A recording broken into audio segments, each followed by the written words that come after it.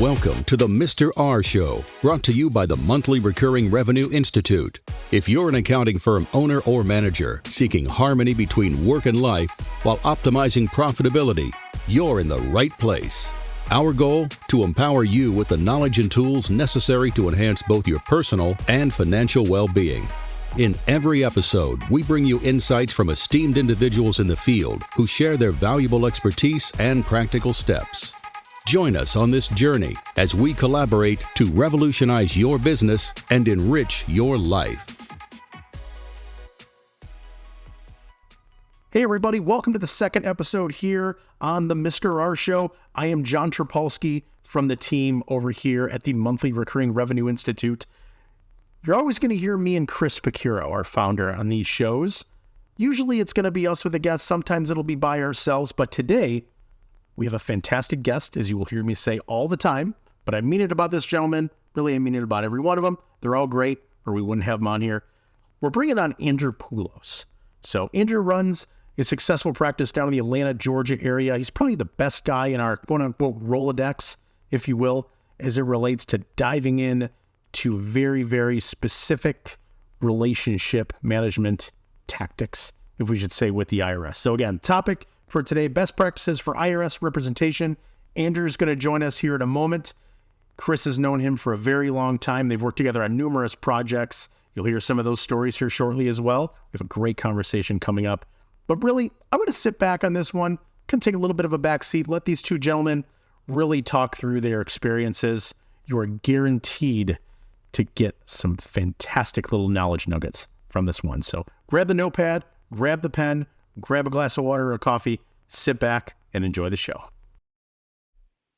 Hey, Andrew, welcome back, my friend. I know we have spoken before on the Teaching Tax Flow podcast. We did a great episode. I believe we've referred to the IRS as Darth Vader. So if you haven't heard that podcast, jump over to Teaching Tax Flow. You'll find it there. But this one's a little bit different because we're going to talk about it as far as for managing that relationship representation with the IRS. And me and Chris had spoke, obviously, previously a lot before recording this one with the monthly Recurring Revenue Institute. I can't even get it. MRR, baby. It's almost like IRS is too simple. So MMRI gets more complex. And we couldn't think of anybody better than yourself to talk about this with. Because obviously the IRS is not going to come on with us and tell us all their secrets, all the ways that we could, win in the battlefield, quote unquote. So before we do that, though, people know who you are, but tell us a little bit about yourself, really how you got into this, how you became, we'll call it, screw it. We'll just call you the megastar in representing clients. Master Jedi. There you go. We can use on with the Darth Vader. It's awful because I don't know anything about Star Wars or Star Trek. Star Wars, but anyways, enough said. Andrew, how'd you get into this, my man? How did you get into this field? How did you build up your expertise in it? Fellas, good to see you again. Yeah. It's just a lot of, when you get into representing clients for tax resolution matters, man, it's, training and hands-on experience, right? I mean, you've got to take on cases to learn how to work them, and no two cases are the same, really, in essence, because you're never going to probably have, for the most part, the same revenue officer or revenue agent, depending if it's an exam or a collection case. And so, you got to dip your toes, so to speak, into the playing field and kind of learn it. But there's a lot of training out there through associations where they offer tax resolution. So, going on 28 years, certainly I wouldn't go out on a limb and call like you guys being the master expert, but, you trial and error, you work on it and try to do the best you can with helping the clients that you're representing. So Andrew and I met on the Intuit Tax Council many moons ago. We hit it off well. We always enjoyed... Oh, man. So it seems like ages ago. It hasn't been that long. It hasn't been that long. I don't know. You're right. But we just clicked. And can you tell us about, obviously we're talking to tax professionals. Tell us about your private practice. I know you work with clients all over the country, based in Atlanta area, big Braves fan as well, which is very easy to be at the time of this recording, at least, unlike my Tigers. That's all right. We won't go on that tangent. But can you tell us about your private practice a little bit and how you got started? It's kind of like a lot of other tax pros. I mean, I do a little bit of everything from tax prep on individuals, corporates, partnerships, and whatnot, consulting services. But a lot of what I focus on is tax resolution. Inevitably, what's going on with the IRS coming out of the pandemic, notices are, just kind of coming out of like floodgates. So, taxpayers just need help. So it really depends. But overall, just dealing with predominantly what we do is deal with a lot of small business clients. Not to say we don't deal with individuals on a 1040 side, but, small business clients pretty much is a lot of what we do, both, planning, tax prep and of course, post-tax prep with issues that come around. And as far as for working with the IRS, so obviously our audience is kind of split, right? We have some individuals that are newer into the tax pro space, some of the ones that have been around for a very long time. So everybody may approach it a little bit differently. I'm going out on a whim here a little bit because I am not a tax pro by any stretch of the imagination. So as far as for, like we spoke about, in pretty good detail on the previous podcast we did as part of Teaching Tax Flow, when these notices show up, obviously sometimes people freak out, right? Or worse, if you haven't listened to that podcast, you'll hear us talk about this about 1,500 times, is not doing anything with it. So as far as from the tax professional side, I mean, what's something they might be able to do as far as for, we'll call it calming a client down, or really alluding to the fact of, maybe the preparer didn't do anything wrong. They just happen to get a notice that, obviously needs to be resolved somehow. And that's maybe the case where you come in. So maybe walk us through a couple of those scenarios with some tips in there possibly. Yeah, look, as a preparer, you're either dealing with a notice that a client's going to get for a return you prepared, or you might be picking up a client who has self-prepared or gone elsewhere that somehow found you, got referred to you for tax resolution, right? And we say tax resolution because it could be a notice of something very minor, it could be an audit, it could be a collection case, where someone also returned there's a balance due afterwards and they need some assistance. So it could be a variety of things, but like you got to be the calm voice, so to speak, in the situation, whether you're prepared to return and there's a notice that's come in. And I think that happens to all of us if you stick around in this profession long enough, right? You can't prepare returns for, in your entire career, not expect that someone's not going to get a notice. And it could be, your fault. It may not be your fault, right? It could be, as Chris will probably tell you, where the client forgets to give you something and you prepare the return based on information given. And then the client gets a letter. And of course, then, you try to diffuse sort of the situation from it becoming a blame game. You just got to be the big person and professional, try to figure out how to assist and resolve the matter if it's a return you prepared. If it's a return prepared by someone else, you got to figure out, essentially, what work was done, what the issue is, how to call in the taxpayer. Most people start freaking out, of course, particularly if it's an audit. And I think moving into the future, we'll probably start seeing more of those, probably a lot more correspondence exams. But there are going to be some field exams. Everything, with the ERC credits going on, a lot of, scams of fraud from mills out there. So there's going to be a little bit of everything out there, but at the end of the day, it's just no different than a person who's not well, goes to the doctor. You got to be that calm voice pretty much and reassure them that everything's going to be fine. At the end of the day, depending on the situation, you really can't promise things. You just don't know how the situation can turn out for the most part. But you got to keep the client calm in order to be able to be effective and get them to do their part, whatever their part might be, in that situation, whether it's gathering documents, having just some sense and logic for them not to fear the situation, right? And go from there to try to resolve it in the best way possible. So for our tax professionals listening, guess what? Your clients aren't the only ones that forget to give you information, and your clients aren't the only ones that assume that you did something wrong or that the sky's falling if they get a letter from the IRS. It happens all the time, and obviously as tax pros, we could touch on this a little later on, is we need to do our best efforts to avoid the notice before it exists. But kind of talking about field exams versus correspondence exams, can you touch on kind of the hierarchy of seriousness all the way down from a CP 2000? Maybe, or actually probably the best notices, Andrew, you probably chuckle at are the, hey, we've got your stuff. We need 60 extra days to look at it. That we're just giving you an update until 60 days comes by. And then you get another one that says, hey, we've got your stuff. We need 60 extra days to look at it. But as funny as it sounds, the first thing you should do when you get a notice, then I call Andrew, is open it up and read it, right? How many times it's like they're afraid to open it up, but if they do get something in the mail, can you talk about the seriousness level from, like I said, from the less serious to very serious? One more thing, and we want the tax practitioners to be aware of too, to help their clients, is how does IRS typically communicate with people? Because they don't, we hear there's a lot of scammers out there calling people, showing up at doors and that sort of stuff. So how does IRS typically communicate with people? And then what does that look like usually with the level of seriousness? Yeah, listen, you're going to see a little bit of everything. You stick together in this profession long enough as a tax pro, right? I've had clients call up, business owners freaking out, being told that the sheriff's on the way to arrest them if they don't send X amount of dollars in, within the next, 24 hours. You'll see all kinds of, scams, nonsense in a sense. So you got to be prepared. And always you got to be the voice of reason and call them, pretty much to calm the taxpayer down and reassure them that that person's not the sheriff. It's not, the FBI going after them, so to speak, right? The IRS doesn't make outbound calls unless it's a revenue officer or a revenue agent, but they still have to make contact via letter.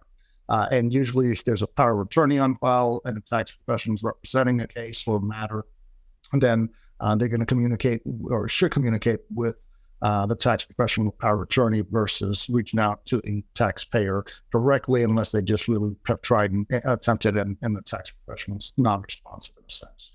But overall, look, every letter, every correspondence, we'll call it, from the IRS is important.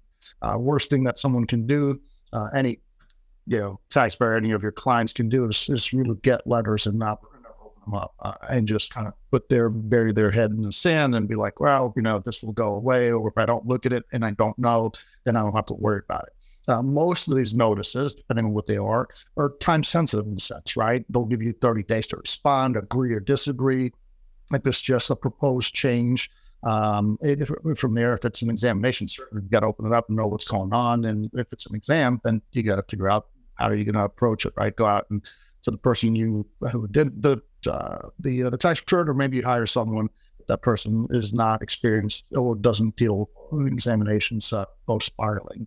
So there's going to be a little bit of everything out there, but it in a sense, for me personally, it's just a little bit easier if the exam is with a revenue agent, field exam, or in office, in person, we'll call it, right? Because you have communication, you have a direct line of contact, versus a correspondence exams where they send you a letter and they ask for just everything under the sun, and then you got to mail it in and wait to see if someone reviewed it, and then you're not going to get a response potentially, and then they're going to send back and tell you, hey, we never got your information.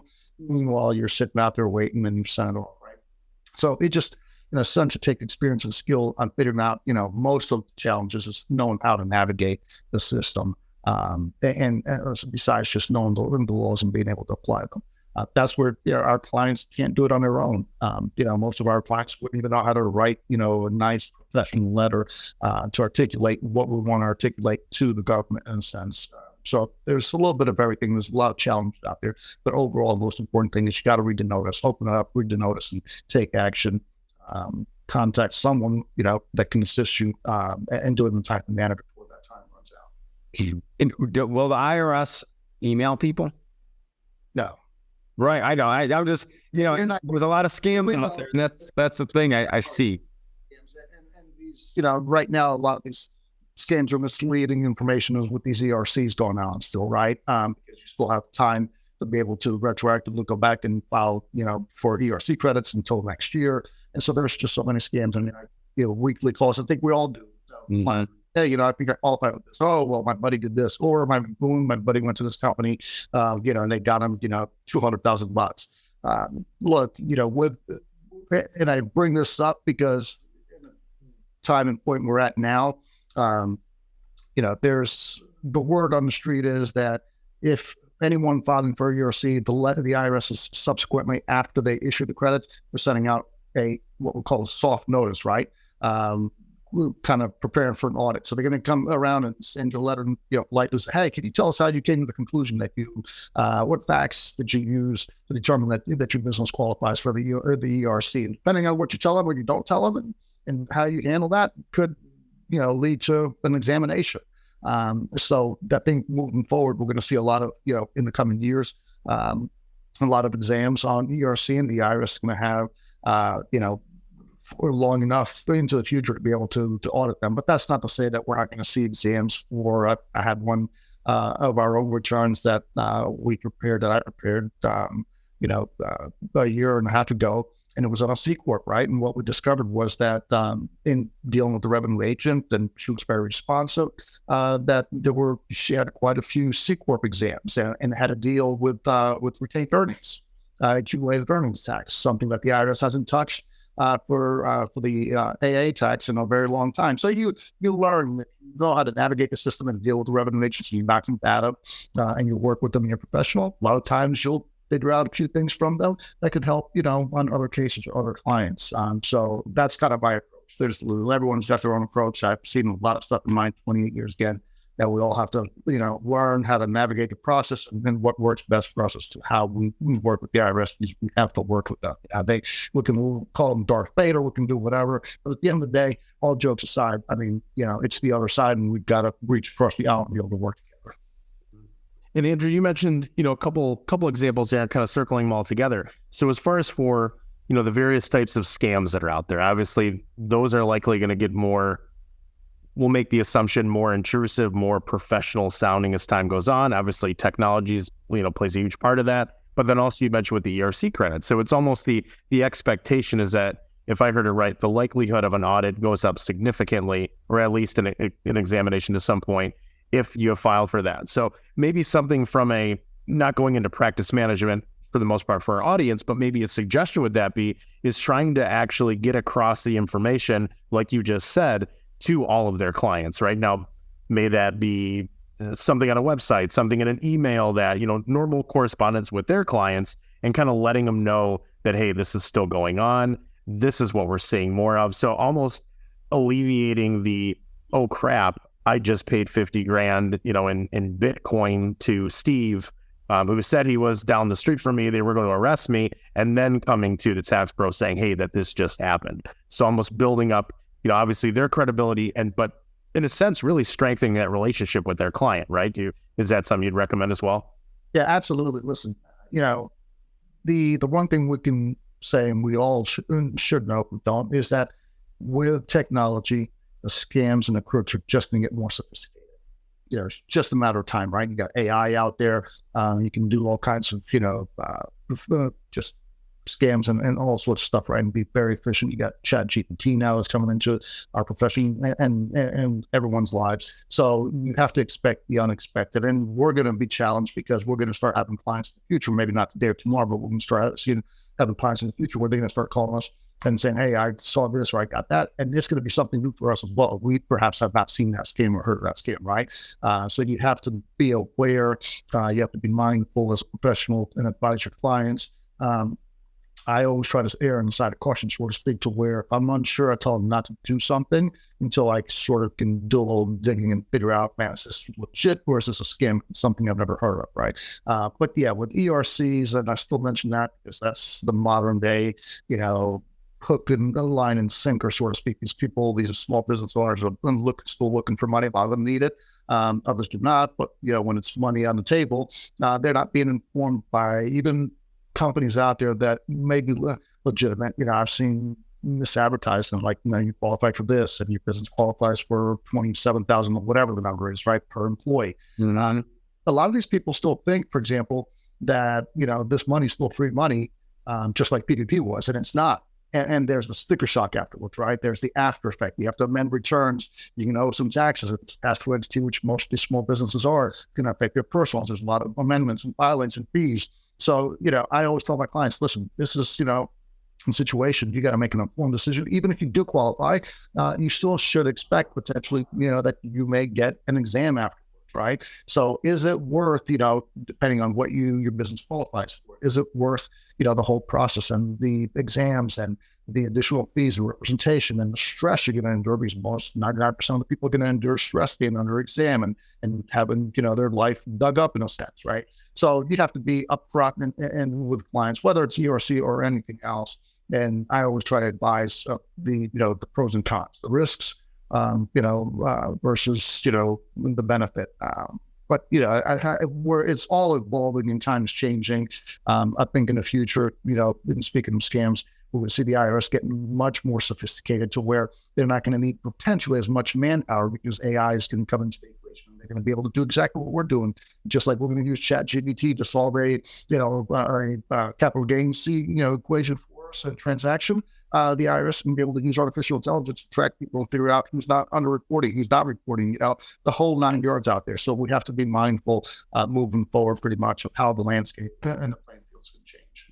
And if you're implementing we are big advocates of partnering with specialty tax firms and implementing some advanced tax strategies like cost segregation studies or ERTC or R&D credits. That said, when those calculations are put together, you have to just assume you're getting audited.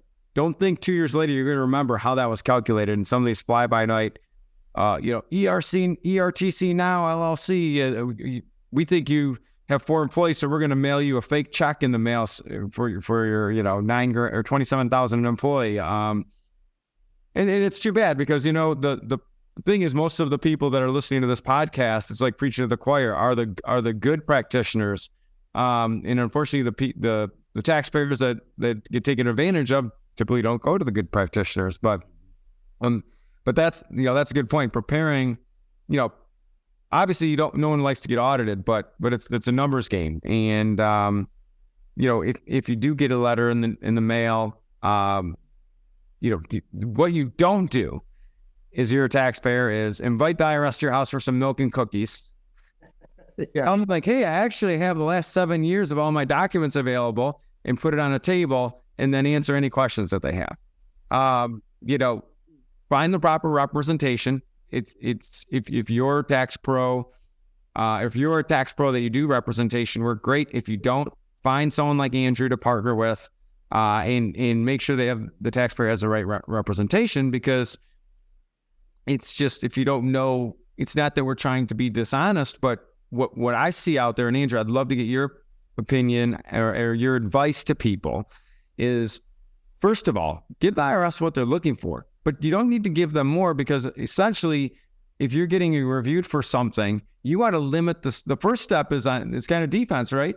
They've got runners on base. You got to get the guy out. So how can a tax pro work towards limiting the scope of the examination for the current year, and limit it to only 1 year and not any other open years? And what if there are tax returns that are on extension and then you're in the middle of the audit? Do you have a recommendation if those should be prepared or held off on?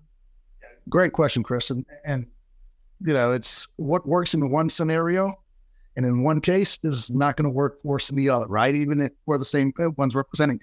I say all the time, it really depends. A lot of the outcome, good, bad, or indifferent, with tax resolution cases sometimes depends, on us and on our abilities and experience and how to navigate the process. And a lot of times it also depends on the other side, who your revenue officer, revenue agent is, man.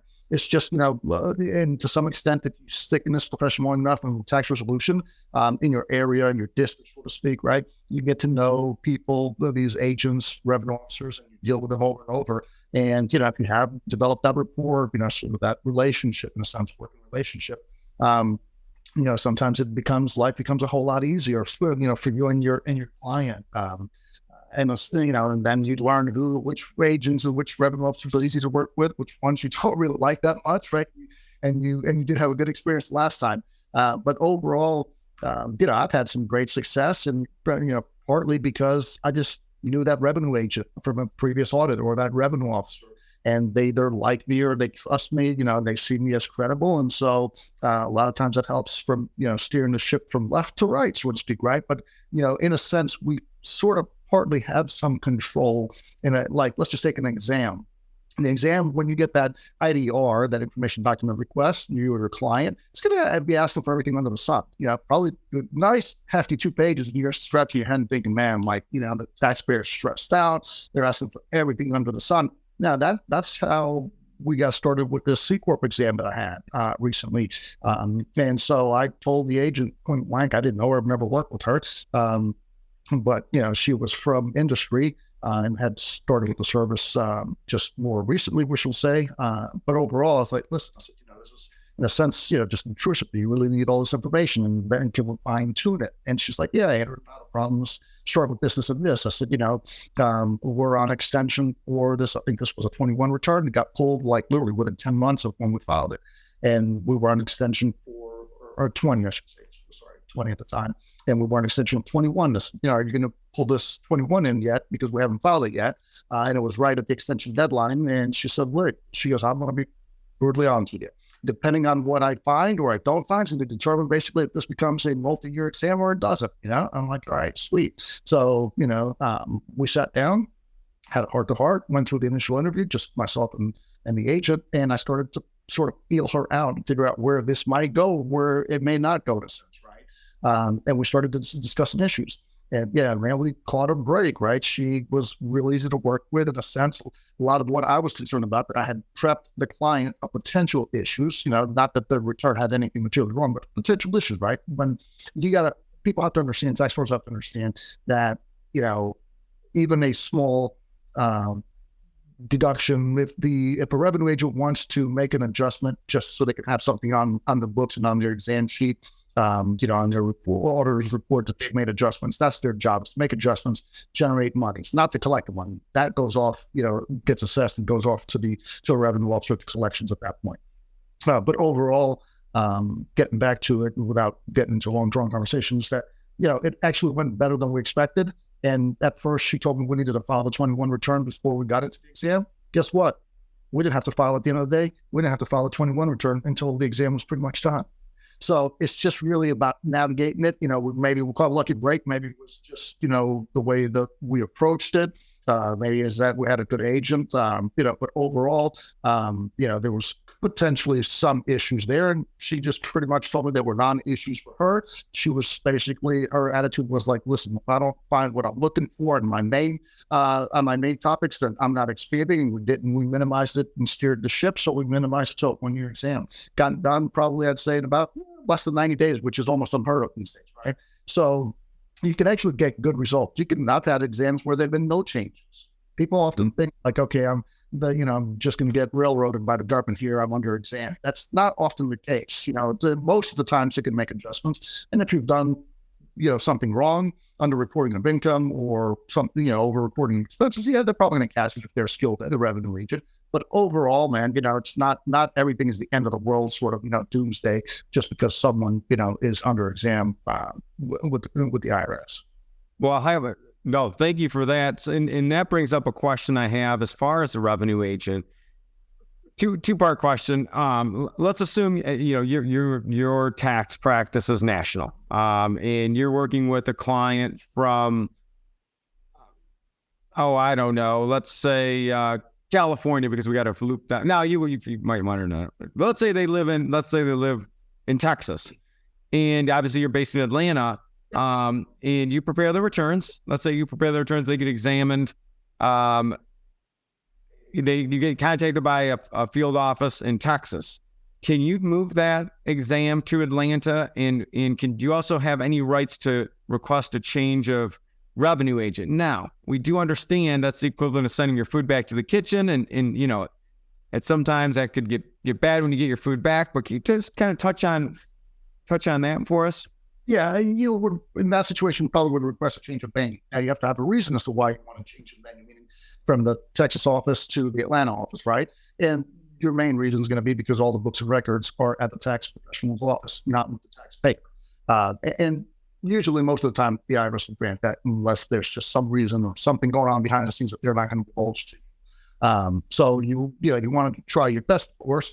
to have a change of venue for a couple of reasons. One, you want to minimize your taxpayers, your clients, representation fees, right? Because if you have to fly out there or drive out there or whatever and be out there for a couple of days, that's going to drive up the client's cost.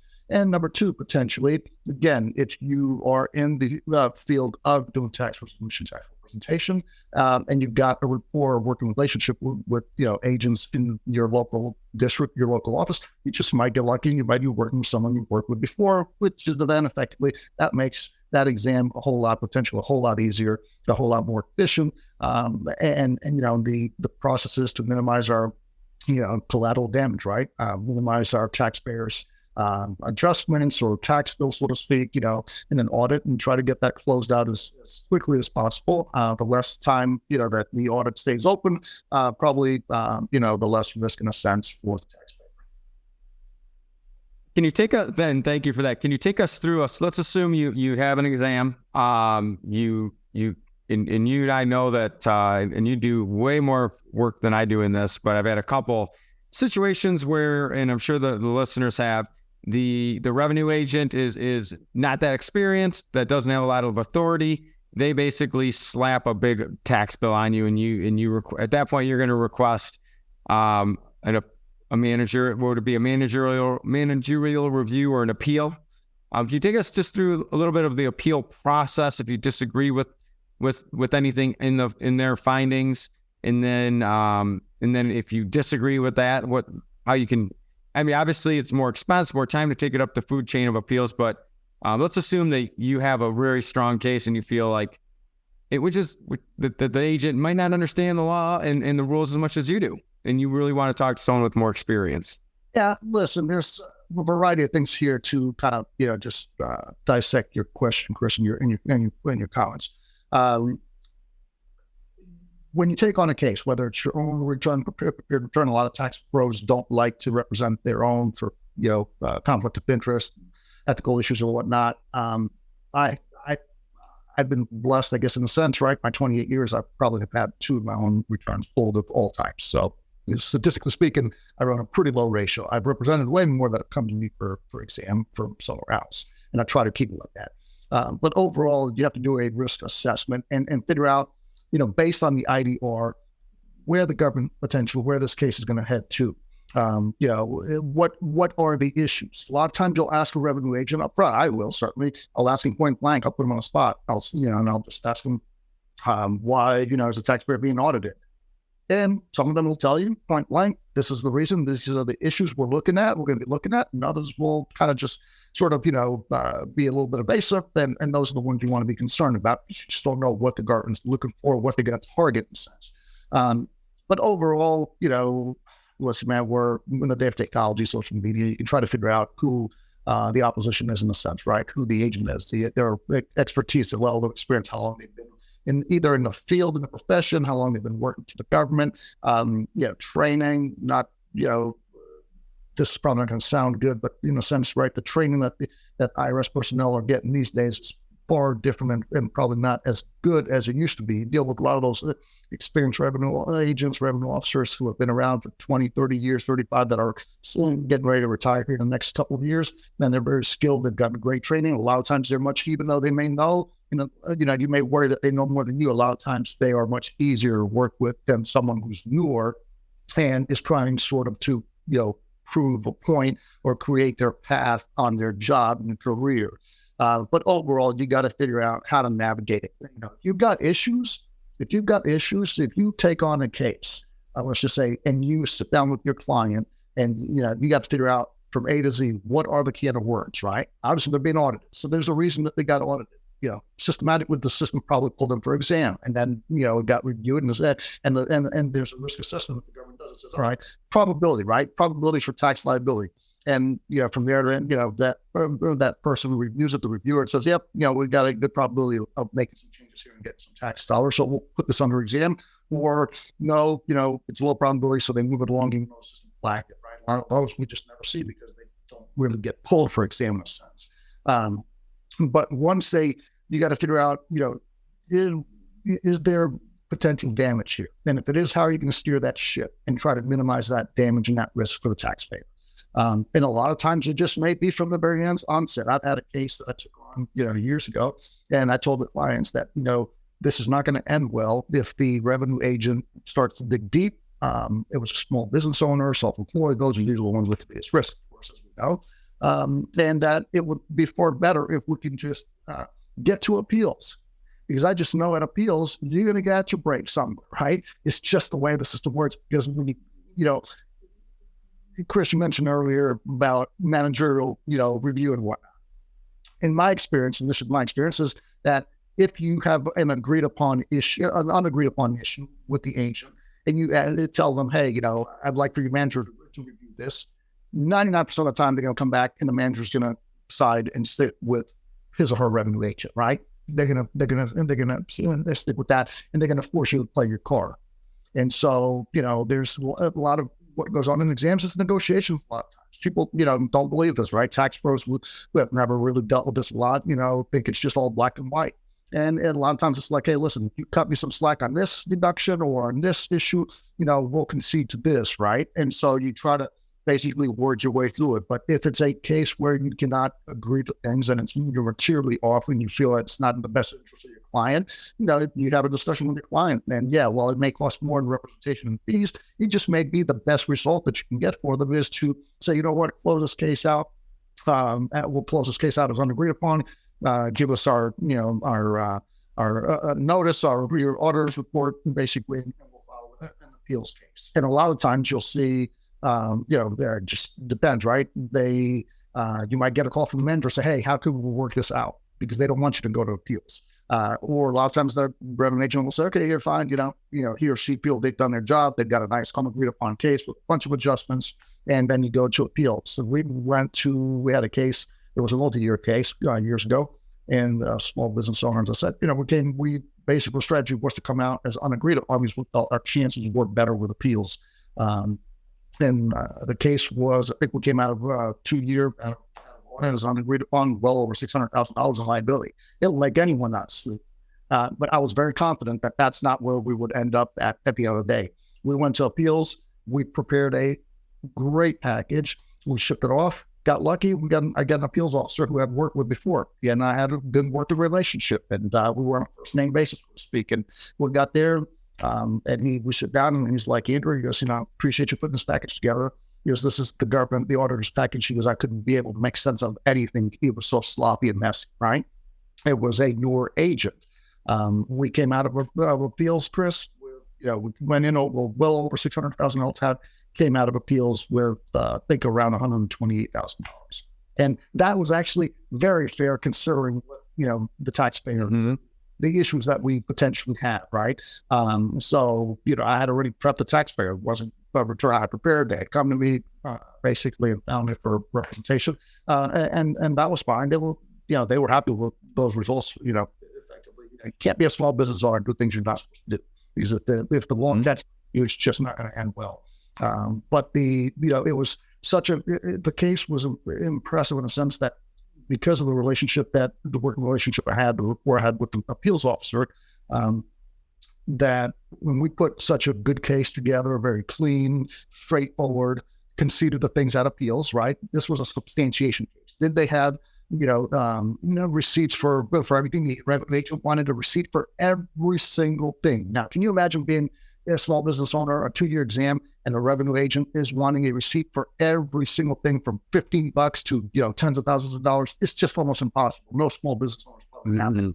And so I just knew when we got to appeals, if we showed that we had done enough to work with the revenue agent, we would get to appeals. And guess what? Appeals had the chance, it was always the risk. I warned the client that if we don't show we worked enough with the revenue agent, appeals could remand it back down to exam, back to the agent, say, hey, y'all haven't worked enough on this, go back there and work with the agency if you can come to a resolution.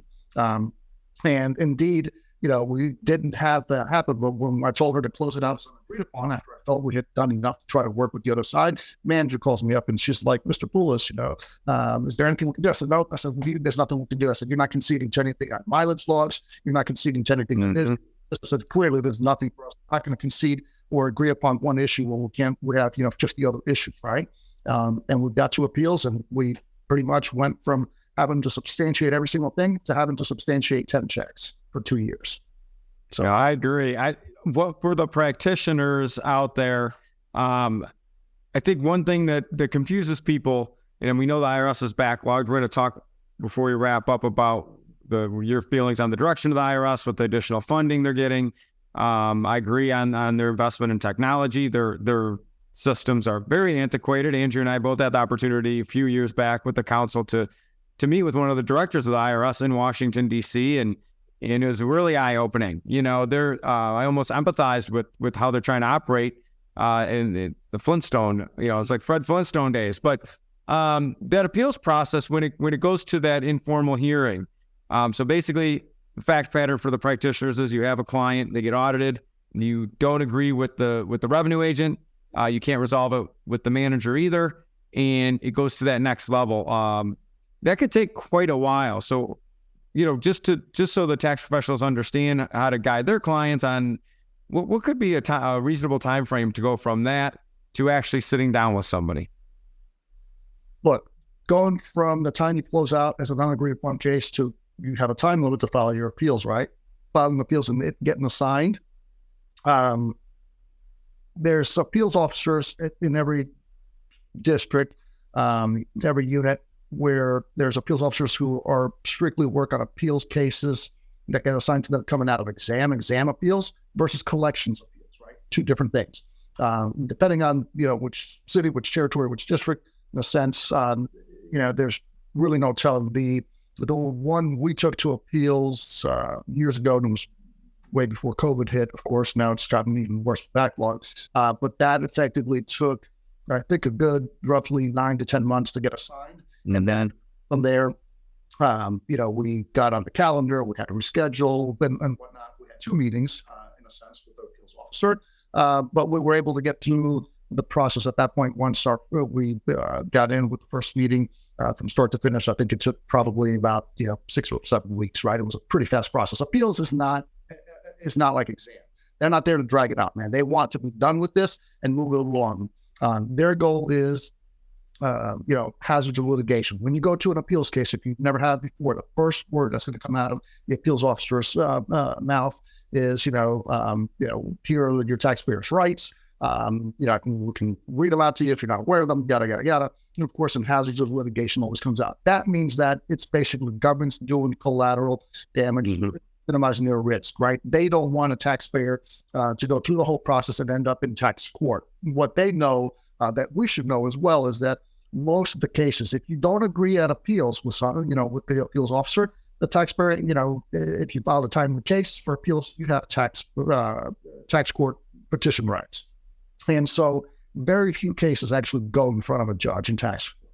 Most of them, if you have to file a tax court petition, are probably going to be dealing with the taxpayers going to be dealing with the attorneys, for the government, for the IRS, and they'll have the case out of court. And so therefore, appeals, typically their job is to try to come to a resolution that's, impartial and fair for both the government and the taxpayer, in a sense. They want to basically minimize the risk and collateral damage and just be done with it. So, if you ever have doubts or you have a difficult revenue agent on an exam case, I'm never scared. I tell my clients, someone comes to me for representation, I tell them, listen, this is your risk based on my assessment of what this return has or doesn't have. And this is where we're at. If, this is going to be your good resolution, your mediocre resolution, mid-road, and this is going to be the very worst case. And, you have appeals rights, right? So if we don't get what we want, you tell me what your level of satisfaction would be, what you're comfortable with. And if we can't reach that, then I'm going to advise you potentially, and you can make the final decision about going to appeals, and we could get a better deal on appeals. I mean, I had a case that of a client that came to me that from a practitioner who had prepared the case, they had done the exam, and then he was sold his practice and went to work in the corporate world. And so the client got referred over, still having a client today, and it was a real estate. And you like this one, Chris? It was a real estate professional, right? And so they had agreed on a lot of things with the agent, but the agent was effectively disallowing all his mileage and all of his meals. And the agent said, well, you don't have a mileage log, and and you can't prove all these meals in your travel, right? The 3 things that you have to obviously be able to substantiate the most. And the taxpayer, basically, it was just a principle thing. It was not the money. It was just a principle. And he said, you know what? I've driven these miles. I went to these trip. I did this traveling for business. Just because I didn't get a deal done doesn't mean that it's not a legit expense. And they closed out the cases as unagreed upon on those for those issues. The CPA was pretty much sole practice. Client gets referred over to me, and he told me what's going on. He's like, "Listen," he goes, "I'll pay the money that they want." It was around $4,000, right? It wasn't a lot of money. Right. Listen, I'll pay you because your fee. He goes, I don't care if your fee goes more than the one I owe the client. It's just a matter of principle. I mean, there's a lot of taxpayers like that when they know that they're in the right. Then we filed the appeals case. Didn't charge the client a lot, man. There was not much meat on the bones there, but it was a principle of it. And, I understand I'm a man of principle. When you're right, you're right. We filed the appeals case, and it was the appeals officer that I've worked with before. And I told him from the get-go, I said, listen, man, I said, the taxpayer has the money. I said, you're a veteran appeals officer. You know how real estate is. You can go and he does commercial real estate, right? Land and development. He could be out sightseeing and doing, sightseeing for clients and working out a deal that takes 3 years to develop before he ever gets paid on a deal, right? And so with land development, and I explained them the whole 9 years. Appeals officer knew very well. He's like, you're absolutely right. So it's just a matter of principles. I'm going to tell you what. I said, if you're reasonable with us, I said, my client will agree. If not, I said, he's prepared to pay any amount of money to take it all the way to tax just to prove a point, because these are legitimate deductions, even though he may not have the mileage log and he may not have all his receipts because it was on his old laptop, that he no longer has, right? Mm-hmm. And the appeals officer, basically, it was short and sweet, man. It was like, literally, he says to me, Andrew, he goes, tell me what would make your client happy. He goes, come back to me with a proposal. He's like, I'm not giving him 100% of all these expenses or the deductions without the mileage log. He goes, but we'll concede to something. He's like, tell them what will make your taxpayer happy. He said, we'll come to a resolution because I'm not letting you go to tax court or something like this. And I went back to my client. I said, listen, man, we've got a cool appeals officer. So what do you want out of this? And so he told me what he wanted. I went a little bit higher, of course, because I already knew how the game was played. And the appeals officer, I told him we wanted, 85 to 90%. He's like, listen, how about we agree to 70%? I said, yeah, I feel we never even met face to face. No, that's I know it's interesting, and we're definitely have you back on this podcast in the future to dive into some other kind of interesting things. I do, but in our last segment, I do want to ask you this question because we talked a lot about. I mean, there's a lot we need to talk about in another episodes, but we've talked a lot about determining the liability. Let's talk real briefly about paying that, because a lot of times the taxpayer might not have the cash available, and I know that. There's a lot of times they might think they're eligible for an offer in compromise, not to dive into that too much, but can you touch on, the difference in if you owe $25,000 or $50,000 is a kind of a magic number, or over $50,000, what your advice is best? Yeah.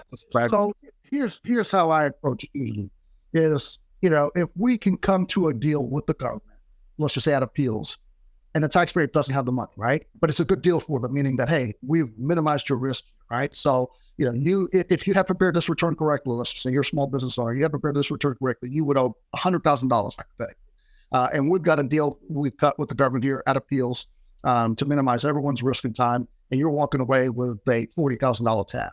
You're still saving money, right? So you look at it and you say, okay, you have prepared this return correctly, you would have paid all this money anyway. You get a better deal. So if you agree to it, the taxpayer is going to say, you know what, but, Chris, I don't have this money to pay. All we want to do is close out the case to where it's done and they're not going to continue digging and prying, and it gets worse and worse. Once we close it out, then they're going to make the assessment, the tax assessment. They'll send you a letter with the balance due, your official assessment. Then it becomes a collection case. Then we have to figure out our strategy as to how to navigate the process from there. So there's coming out of an examination can lead as a tax professional to tax representation for you and fees that you can generate in several steps, right? You got exam, I don't know whether you can include it there or not, or you go to appeals. Now there's also mediation available. And then potentially from there, a collection case if the taxpayer has an adjustment and doesn't have all the money. Depending on the amount due, whether it's, 10 grand, 3 grand, 100,000, 200, whatever the amount is, will determine, how you proceed from there, and whether the taxpayer may or may not qualify for an OIC, which we can discuss, in a future episode, right? Everyone thinks that the government will just cut them a deal post, exam or post appeals case closing. And that's not the case. If you owe the government $30,000 and you got, $500,000 in liquid assets. You're not getting anywhere on a no-wages. Right. Government's not going to feel sorry for you, right?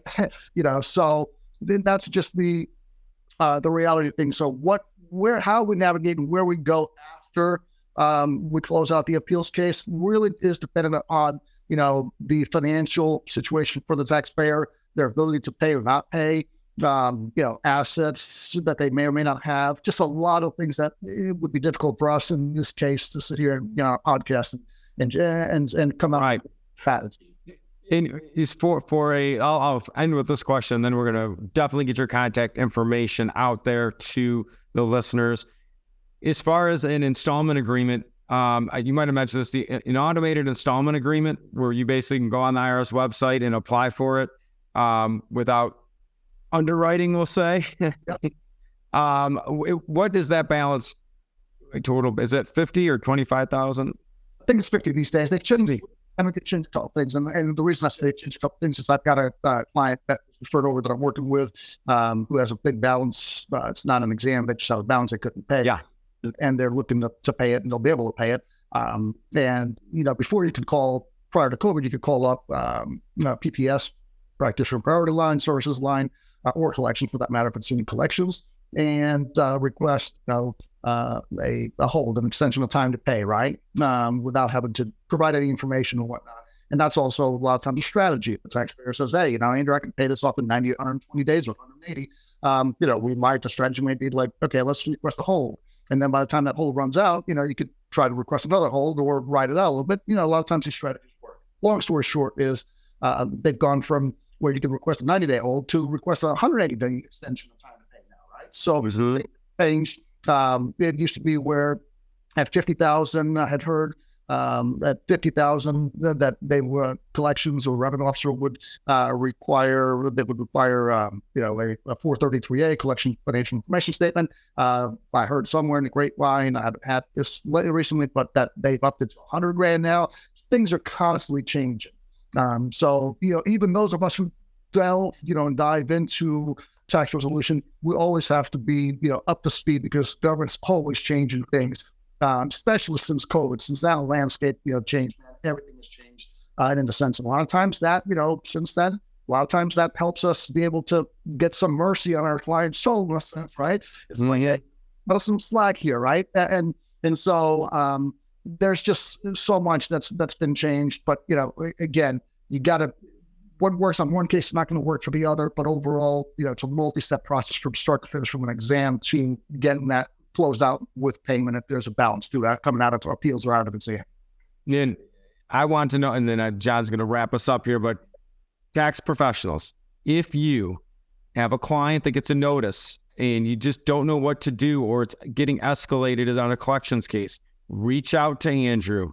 I'm telling you, he's my, I can't even put it into words. Yes, he is such a great resource, practical, a lot of great experience, and if you're sitting here or listening or jogging and you've walking and you tried to call the practitioner line and you've gotten on hold for a long time and hung up on and you're getting no response from the IRS, that's when it's time to say, look, this isn't in my wheelhouse. I'm going to bring in a specialist, and the specialist is going to help me out, and not only a specialist but an active member of our tax professional community. And then Andrew, so before we do wrap up 100%, what's the best form of communication? So what do you prefer if somebody did have a question for you, in regards to tax resolution? How could they contact you? Yeah, look, they can reach out on a phone. They can shoot me an email. They can shoot an email out through an inquiry on our website at poulosaccounting.com. It's POULOS accounting, ACCOUNTING.com. I'll be glad to help, right? Even whether it's just kind of just a second opinion on that someone's looking, follow tax pros looking for. Doesn't necessarily mean I have to get engaged into anything. A lot of times we just bounce ideas off each other. Chris and I do that all the time. He's had a couple of cases, correspondence exam. One time, we were sitting in Atlanta when we were filming for my show before the pandemic. We're sitting up, having a burger and some beer, man. And he's like, I got a problem. I said, what kind of problem do you have? I was like, let's work it out. I told him exactly what my strategy would be. That doesn't, I wasn't telling him that. Your strategy, but in a sense, right? It's just bouncing ideas off each other. we all have diverse backgrounds and experiences. Man, a lot of times, it's just, for me, I'm a big believer in having relationships and friendships and the profession and bouncing ideas off each other. Look, there's guys that are, pros that are in tax resolution are way more experienced than me because they've been doing it for 50 years, so, and a lot of times, it's just like, okay, I try to reach out, or I to attend these, seminars to learn more. Heck, man, you got to educate yourself and keep up to speed, right? Whether it's, reaching out to a friend or colleague to bounce an idea or strategy for a case, or get an education. I mean, I can tell you very quickly, I know you guys want to wrap up, but years ago I was taking a 3-day conference on specifically tax resolution. And the one thing that that we were taught, not the one thing, but out of many things, one thing we were taught, I actually had a collection case that client Kenny was representing, that we ended up basically having a bad situation with the revenue officer, kicked it out of collections and filed an OIC. And OIC, pretty much the offered specialist, specialist reviewing the case, tried to include business assets when it was a personal tax debt. And, it was that one thing that we had learned in class in that seminar that stuck out of me. I was like, wait a minute, it's like LG said in the seminar that you're not allowed to do that. So I went and pulled the law. Okay. Pulled the law. I found, cited the code. I sent a nice fax over to the appeals, the office specialist. I said, hey, man, you're basically doing something that's not kosher, that's not allowed, inappropriate. Never got an apology, never said, no, I was wrong, right? Like that. But you know what happened in a situation like that? We came to a resolution on an OIC. It was $189,000 tax debt. We resolved it for $21,000. But because of what they were doing, that they were pretty much not allowed to do, really, using the authority, the office specialist, they were trying to get almost $48,000 out of my client. It was double the money. So that what I'm saying is that education, those several $1,000s I spent for those 3 days, more than paid for itself, right? Because without knowledge, none of us can progress and be able to help taxpayers out there. And then you got the government that'll pretty much a lot of times try to run all over taxpayers. So. And we'll put all. Oh, I'm sorry. No, I'm sorry, Andrew. No, I was just going to say, Chris, I mean, we all, just keep yourself educated, reach out, there's no shame in partnering and working with other tax pros and your colleagues and your friends out there. I mean, look, like you said, we met at the tax council, at Intuit Tax Council, formed a great friendship, and we bounce stuff off each other all the time. Okay, man, have you dealt with this? Yes, I have. Can you tell me what code section I need to go to check? Chris saves me, 3 hours of research when he tells me what code section to go pull, and vice versa. It's just not just the way we work. And it's yes, we're gonna put Andrew's contact information in the show notes. Trust me, having him on the show is an honor. He has been on every major television, national television network. You're gonna be very impressed with him. And thanks again. And having me on, as always. Yeah, thank you. And Andrew, I love these conversations between you guys because I sit here and my brain is just working because I'm more or less on the taxpayer side. So hearing you guys conversate back and forth is so interesting to me because it's funny. It's not like I'm a mediator, but I'm like, wait a minute. If you're an advocate on this side, you're more mostly prepared. It's like how is everything playing out? But my biggest takeaways from something like this, again, more or less from a taxpayer side of things, is that it really comes down to that, not just expertise, but really the relationship management side of things where, somebody may receive a notice, goes into freak out mode. You never want to go into that situation guns a-blazing, right? Like you mentioned strategy and planning a ton over the, past almost hour that we've talked here. And it really boils down to that, right? So, and everything plays together. So your experience really builds into your strategy and your planning, and especially how things are continually changing. Everything's ever evolving. That's going to change. So really it's not to say everybody should calm down, but just having those resources and alignment and the resources for further education, like you had mentioned as well, is really what the monthly recurring revenue institute is based off of. Mm-hmm. So it's something mostly practice management, but then also just building your pool of those resources and having them at your disposal. So as always, thank you so much for joining us. Anybody who's listening to this, again, we'll have Andrew's contact in some show notes. Andrew, you'd mentioned as well your email or your website where anybody can contact you. So we urge everybody to do so with any of those questions and open the darn letters. Let's leave it with that. Like put that on your sign. Open the darn letters. Hey, everybody. Thanks for hanging in with us on this episode as we really dove into those best practices for IRS representation. So, Andrew, thank you as always for joining us, my friend. Always a pleasure talking with you. Always a pleasure having you on the show.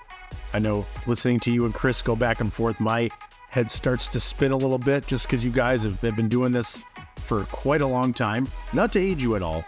It's experienced, not old at all. So I'm not far behind you guys. Although I do have more hair than both of you put together. Let that go on record here between those two guys. They're better looking, but I have more hair. So all joking aside, thank you everybody for joining us on this one. If you got those great notes that you wrote down here, get ready to implement those. That is the whole point of this podcast, is to just educate fellow members of the accounting and tax profession. So if you have any questions, as always, as well, feel free to reach out to the Monthly Recurring Revenue Institute team. A great way is on social media. LinkedIn, we are very active on. We're always watching that, so look us up on there. We have a great YouTube channel with some little snippet videos that Chris Picuro has put together for us. Quick little hits on the info. So we'll keep pumping those out as well for you guys. That's free content as well. If you do have any questions and you want to email us, the best email is hello@mmrinstitute.com. I'll go ahead and edit that one out. It's hello@mrrinstitute.com. Shoot us an email. Any of those questions you have, we'll be happy to respond back promptly with any answers or suggestions that we may have on our side. So until next time, everybody, thank you again for joining us. Thank you for helping us with this content. A lot of these ideas that we put forth on this show come from Chris' experience in the private practice world, as well as Teaching Tax Flow. If you haven't had a chance to check out Teaching Tax Flow, it's a great place. We have a great community built into that on Facebook, defeatingtaxes.com. Again, totally free. You can join that group. A lot of questions float around. So that one is a lot more on the taxpayer side, but there's a lot of great topics on that as well. So until next time, everybody, thank you again for joining us, and we will see you very soon.